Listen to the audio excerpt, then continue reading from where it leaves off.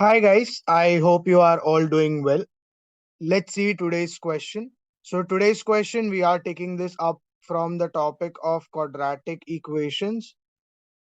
And if I talk about the question here from this topic, the question tells us to find out how many number of pairs a comma b of real numbers are present such that whenever alpha is a root of the equation, the quadratic equation is given to us as x square plus ax plus b equals 0.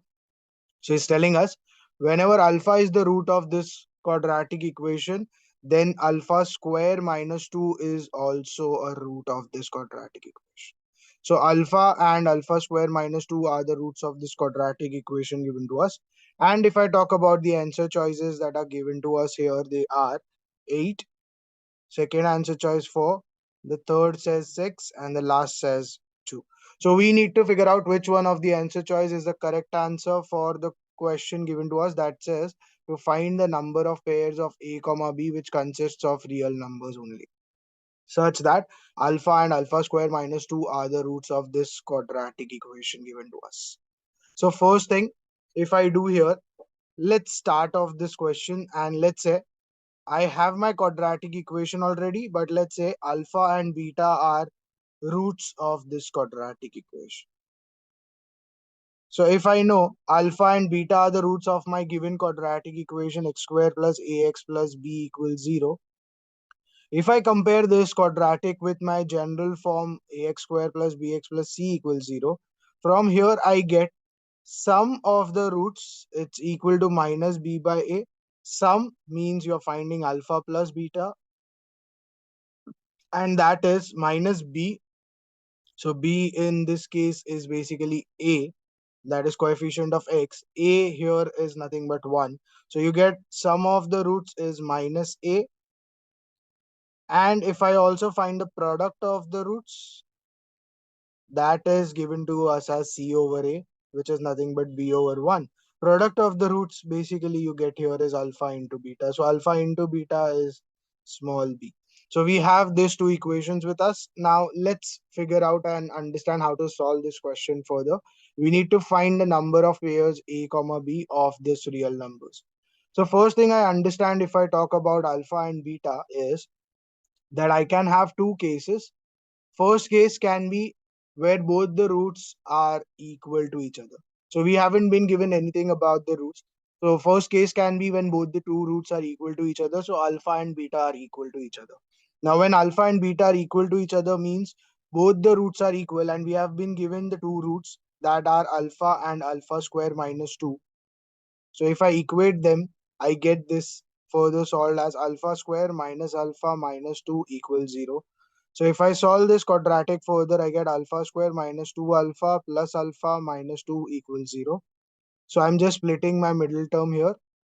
Alpha taken common plus 1 alpha minus 2. So I'm getting alpha minus 2 and alpha plus 1 equals 0. That gives me the two values of alpha, that is 2 and minus 1. Now since alpha and beta are equal to each other, we get if alpha is 2, beta is also 2, and we get if alpha is minus 1, beta is also minus 1. Now we have the two relations, that is for the sum and the product of roots, which gives me a and b, and we need to figure out a and b.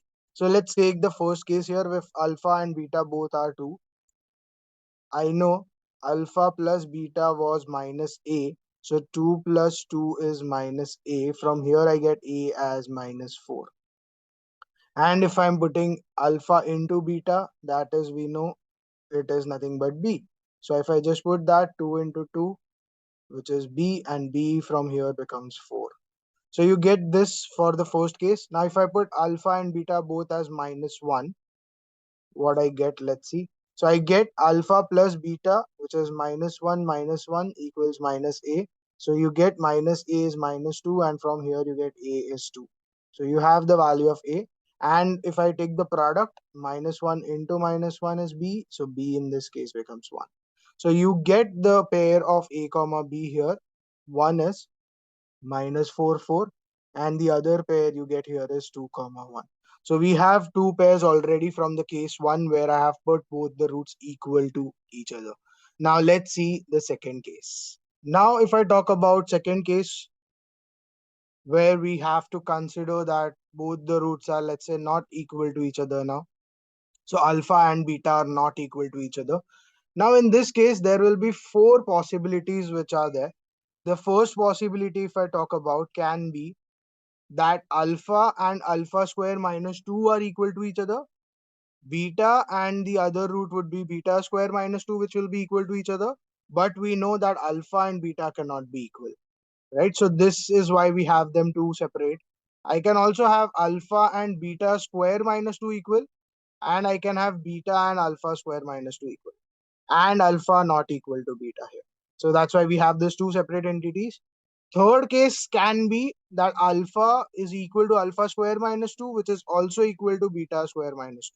So all of these three are equal, but alpha is not equal to the fourth root, that is beta.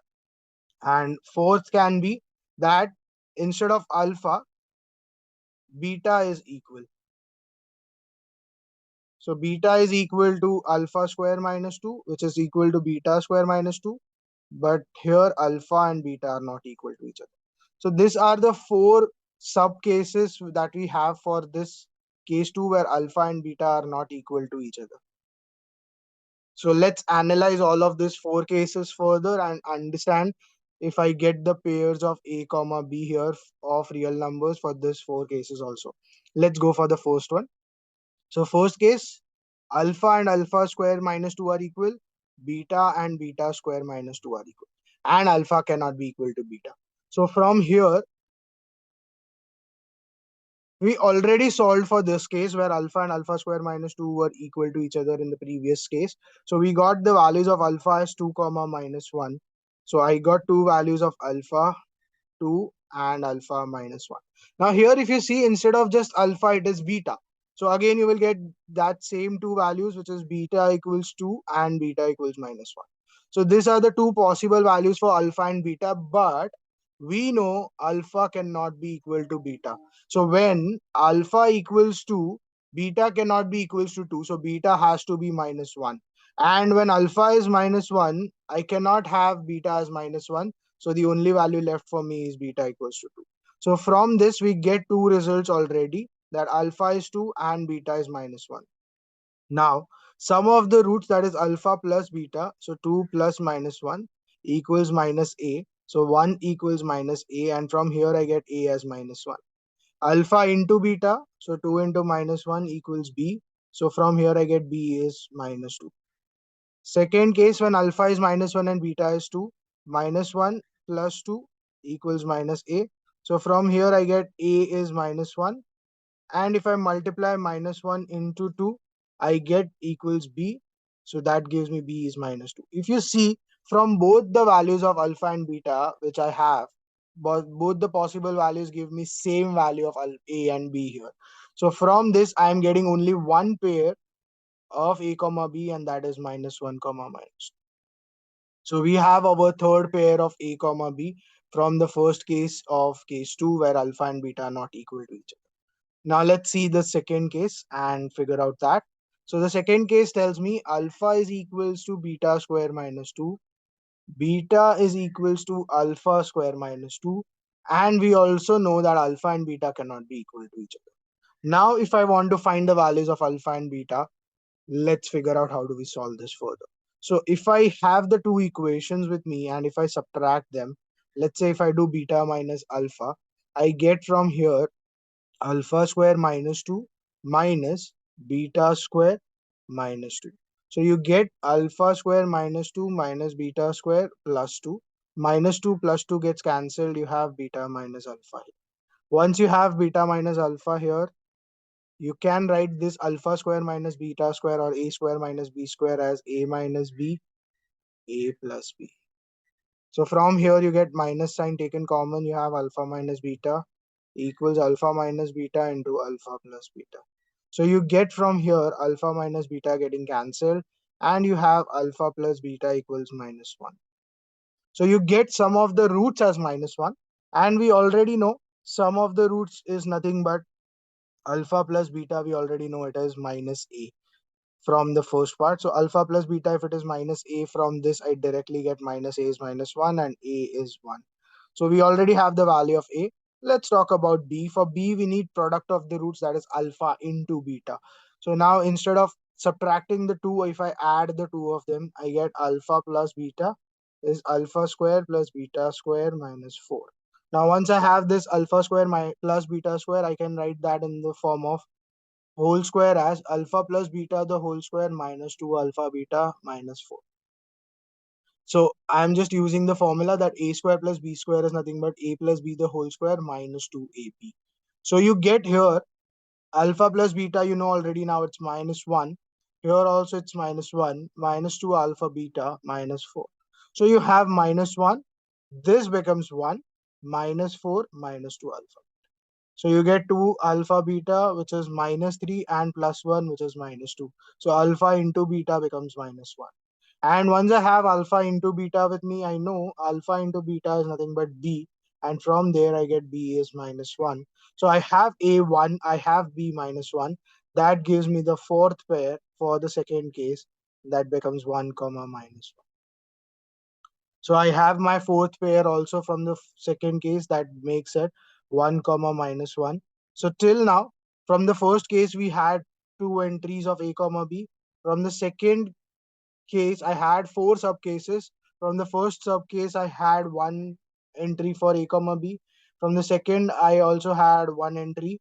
Now let's understand the third and fourth subcase also. So third case, it tells alpha is equal to all of them, but alpha cannot be equal to beta. So let's analyze that. So if I analyze the third subcase, alpha is equals to alpha square minus 2, which is also equals to beta square minus 2, but alpha and beta cannot be equal to each other. So if I analyze first of all these two cases, let's equate them. So alpha square minus 2 equals beta square minus 2. Minus 2, if I take that minus 2 on the other side, becomes plus 2 and gets cancelled. So you get alpha square and beta square equal. Taking the square roots, I have alpha as plus or minus beta, but I know alpha and beta are not equal to each other. So from that, since alpha and beta are not equal to each other, I can only have a condition that says alpha and minus beta are equal to each other. So I have alpha equals minus beta. Now I equate the first two. I get alpha equals alpha square minus 2. We already have solved this quadratic previously also. Alpha is alpha square minus 2. That gave me two values of alpha, which is 2 and minus 1. So if I solved for this, I got the values of alpha as 2 or alpha as minus 1. And since we know alpha is equal to minus beta, I get from here beta is nothing but minus alpha. And beta, since it is minus alpha, if alpha is 2, beta becomes minus 2. If alpha is minus 1, beta becomes 1. So from here you have alpha comma beta as 2 comma minus 2 or minus 1 comma 1. So you have sum of the roots as minus a and product as b. So alpha plus beta, which is 2 plus minus 2 equals minus a, that gives me a as 0. And product, if I talk about 2 into minus 2, which is b becomes minus 4. So you have one pair already now of a comma b, and that is 0 comma minus 4. And the next idea, if I take the other case values of alpha and beta, again sum, that is minus 1 and plus 1 is minus a, so a becomes 0 again. But if I take the product, minus 1 into 1 equals b, so b becomes minus 1. So you have 0 comma minus 1, and that's your sixth pair of a comma b. So you get a comma b as 0 comma minus 1 also. So using this 2 comma minus 2, we got 0 comma minus 4. Using minus 1 comma 1, we have got that as 0 comma minus 1. So we have two entries more. So till now we have six entries of a comma b. Let's talk about the last subcase that says beta is equals to alpha square minus 2, which is equals to beta square minus 2, but alpha and beta are not equal to each other. Now again, if I equate the first and third, I get beta equals beta square minus 2. Now again the same thing. Just instead of alpha, we have beta for the same quadratic. So beta is going to turn out 2 comma minus 1. Once beta is going to turn out 2 comma minus 1, and if I equate second and third, alpha square minus 2 equals beta square minus 2. This is, if you see, same as the previous. So I get from here again the same thing, that alpha and beta are just having opposite signs. So alpha is equals to minus beta. And since alpha is equals to minus beta, alpha becomes minus 2 for beta value 2. And for beta value minus 1, alpha becomes plus 1. Now again, if you find sum of the roots, for 2 and minus 2, if I find out, minus 2 plus 2 equals minus a, so a becomes 0. And minus 2 into 2 equals b, so b becomes minus 4. So you have one pair again, 0 comma minus 4. And the other pair, again sum, if you find out for minus 1 and 1, minus 1 plus 1 equals minus a, so a becomes 0. And minus 1 into 1 equals b, so b becomes minus 1. So you have 0 comma minus 1. So you have two more pairs of a comma b. Now if I make a list of the values of a comma b that we have got for all the 6 7 cases that we have. So from the case 1, we had a comma b as minus 4 4 and 2 1. So you have minus 4 4 2 1. From the second case where alpha and beta were not equal, from the first sub case of that, we did all the four. From first sub case, we got a b as minus 1 minus 2. So let's put that. From the second sub case, we got 1 minus 1. From the third sub case, we got 0 minus 4 and 0 minus 1. And from the last sub case, we got this as 0 minus 4, 0 minus 1. That's same as this, right? So we don't repeat it again. So if I talk about the unique values of a comma b, that is the pairs that consists of real numbers, we have got in total 6 unique pairs here. So the answer for the question that was asked to us, how many number of pairs? It is actually 6. So 6 becomes the correct answer here for the question, and you get the correct answer as option C. I hope you have understood how to solve this type of cases where we have to figure out how many number of pairs are there, where alpha is one root of the quadratic and alpha square minus 2 was given the other root. So we had several cases, and we once analyzed those cases and got the values of a comma b. We figured out there are 6 total pairs of a comma b which satisfy the given conditions. I'll see you again tomorrow with some other question from some other topic, and we are going to continue our series of questions on JEE mains. So stay tuned for more videos to roll out. Also, if you're enjoying these videos that we are doing every day, please do like the videos as well, and do subscribe to my channel, and share these videos with your friends also who are involved in the preparation of questions on JEE, so they can also take the benefit from these questions which we are solving on everyday basis. Thank you.